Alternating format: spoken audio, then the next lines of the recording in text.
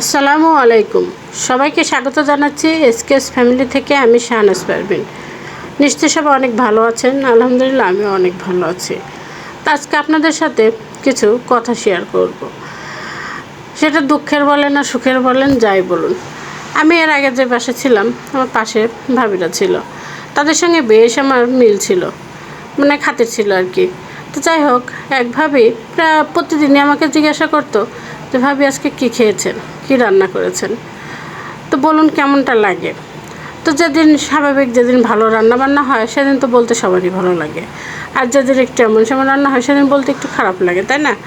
তো প্রতিদিন আমাকে জিজ্ঞেস করে উনি কি খেলো না খেলো, আমি কিন্তু কখনো জিজ্ঞেস করতাম না, কিন্তু উনি আমাকে প্রতিদিন জিজ্ঞেস করতো। তো আসলে ভালো খাবার প্রতিদিন তো সম্ভব হয় না, তাই না? হয়তো যারা ধনী তারা খেতে পারে প্রতিদিনই ভালো, কিন্তু আমরা যারা মধ্যবিত্ত আছি তারা প্রতিদিন অনেক সময় ভালো খাওয়া সম্ভব হয় না। তো আমার যা ইচ্ছে, আমার যা রিজিকে হয়েছে আমি সেটাই খেয়েছি, তাই না? কিন্তু এটা কাকে কে বোঝাবে? উনি প্রতিদিন আমাকে জিজ্ঞেস করতো কী খেয়েছেন, মানে কী কী রান্না করেছি প্রতিদিন, মানে ওনাকে আমার বলতেই হতো এমন একটা ইয়ে।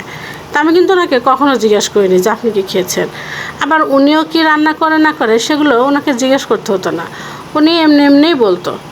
এত সুন্দর করে বলতো যে সাধারণ রান্নাগুলোই মানে কী না কি খেয়েছে। যেমন মনে করেন যে যদি ভাত তেলে দেখাতো, তো বলতো যে আজকে ফ্রায়েড রাইস খেয়েছি, রাইস ফ্রাই করেছিলাম, এরকম। আবার মাছ ভাজতো, ফিশ ফ্রাই খেয়েছি, মানে খুবই সুন্দর করে বলতো। আর ওনার গল্পগুলো শুনে মনে হতো যে না জানি কত মজা খাবারগুলো, কিন্তু উনি মানে এমনভাবে বলতো। আর প্রতিদিন, সত্যি কথা, প্রতিদিন যখন আমাকে জিজ্ঞেস করতো আমি একটু বিরক্তও হতাম, কিন্তু মুখের ওপর কখনো বলতে পারতাম না যে আপনি আমাকে এটা কেন জিজ্ঞেস করেন, এটা কখনো জিজ্ঞেস করবেন না। কিন্তু এই নিয়ে অন্য ভাবিরাও বেশ আলোচনা করতো যে ওনার এই অভ্যাসটা কী করে বন্ধ করা যায়। তো আমার হাজব্যান্ডকে একদিন বললাম যে জানো, উনি আমাকে প্রতিদিন জিজ্ঞেস করে যে আমি কী রান্না করেছি, কী খেয়েছি, কিন্তু আমার তো এটা ভালো লাগে না প্রতিদিন বলতে।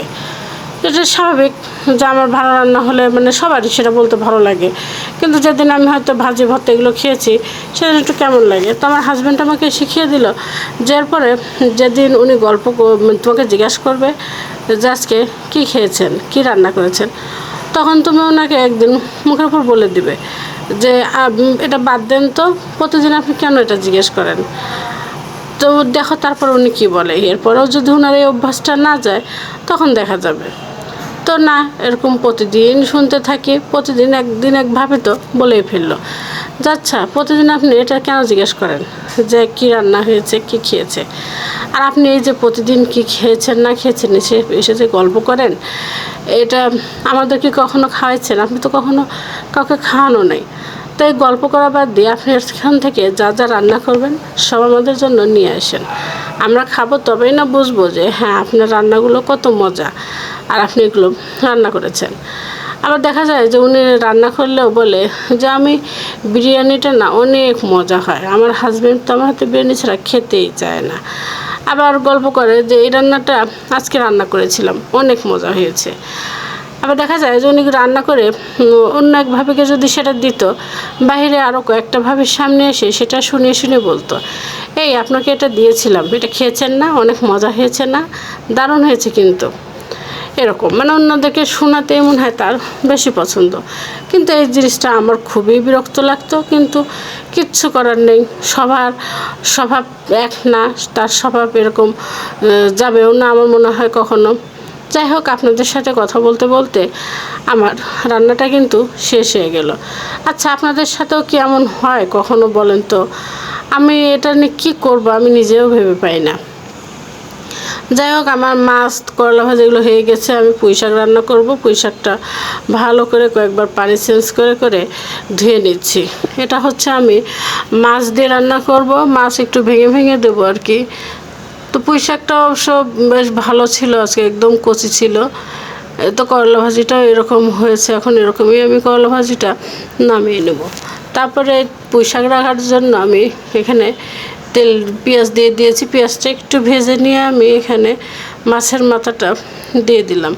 মাছের মাথাটা একটু টুকরো টুকরো করে কেটেছি, তারপরে এখানে লবণ আর একটু হলুদ দিয়ে মাছের মাথাটা এভাবেই আমি ভেজে নেব। তারপরে এখানে হচ্ছে এক এক করে মশলাগুলো দিয়ে দিব। এই জিরা বাটা, রসুন বাটা আর হলো হলুদের গুঁড়ো। আমি শুকনো মরিচ দেবো না, শাকে আমি শুকনো মরিচ দিই না, আমি কাঁচামরিচ দিব, কিন্তু তাও আবার একটু পরে দেবো। আমার মাছটা কিন্তু ভেজে নিয়ে একটু পানিও দিয়ে দিয়েছি, দিয়ে কষানো হয়ে গেছে। আমি এখন এই তো একটু রসুন বাটা আর একটু জিরে বাটা দিয়ে দিই। তারপরে শাকগুলো আমি দিয়ে দিলাম। শাকগুলো মাছের সঙ্গে একটু ভালো করে কষিয়ে নেব। কষিয়ে নিয়ে আমি এখানে পানি দিয়ে দেবো। এটা ঝোল রাখবো না, একটু মাখো মাখো রাখবো। তো শাকটা সুন্দর কিন্তু একদম কচি ছিল। আমি তো শাকটাও কষিয়ে নিয়েছি। এবার হালকা আমি পানি দেবো, শাকটা যেন সেদ্ধ হয় এরকম আর কি। আর আমি কোনো শাকই কখনো ঢেকে দিয়ে রান্না করি না। ঢেকে দিয়ে রান্না করলে শাকের কালারটা কিন্তু খারাপ হয়ে যায়। আর শাক একটু সবুজ সবুজ থাকলে আমার কাছে খেতে বেশি ভালো লাগে। আসলে যে তরকারিটা দেখতে সুন্দর লাগে সেটা খেতেও কিন্তু ভালো লাগে। এখন আমি তো পানি দিয়ে দিলাম, এটা একটু মাখো মাখো রাখবো। আজ এই পর্যন্তই, সবাই ভালো থাকবেন, আল্লাহ হাফেজ।